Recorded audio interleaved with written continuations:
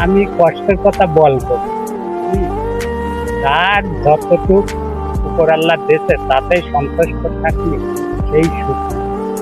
উপর আল্লাহ তো আমার হাতে কিন্তু কাজ করার প্রতীক, আমি কাজ করে থাকি।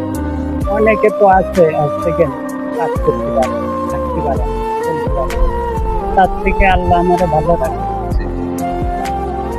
এর থেকে অনেক, আমার যদি এখন অনেক টাকা পয়সা সম্পদ কিংবা যে গাড়ি চালায় আসলে ওই গাড়ি থেকে যদি আমি আফসোস করি, তাহলে আমি কোনোদিন সুখী হতে পারবো না।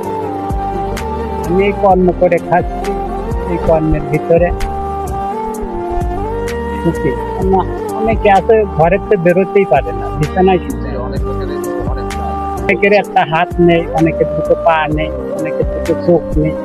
উপর আল্লাহতে আমার শরীর সর্ব অঙ্গ এর থেকে আমি আর নিয়ামত উপর আল্লাহর কাছে কি পাবো? আমার মেহনত করে খাচ্ছি, আমি এতে কোনো কষ্ট। দেখো কতজন কোটি কোটি টাকার মালিক হয়ে যায়, আরো কোটিপতি হতে যায়, একদম নিঃস্ব হয়ে যায়। এই সম্পদ হচ্ছে কেন উপর আল্লাহ? অল্প বুদ্ধি, অল্প পুঁজি, কোটি কোটি টাকার মালিক হয়ে যায়। অল্পতেই তো শুরু ভালো কিছু একটা। আবার অনেক কোটিপতি আছে, আর কোটিপতি হতে যে একদম নিঃস্ব হয়ে যায়। এরকম নদীর বহুত আছে, যেরকম খুলনা তো সিঙ্গম আগে বাংলাদেশে ধনী ছিল, হয়ে গেল ধনী ইউয়ান।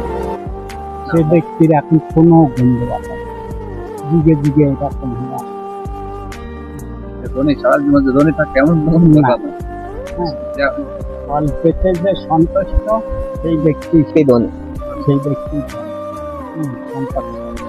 তাহলে সব থেকে বড় জিনিস হচ্ছে মেহনত করে যে পরিশ্রম করে খায় সেই হচ্ছে কিন্তু ধনী।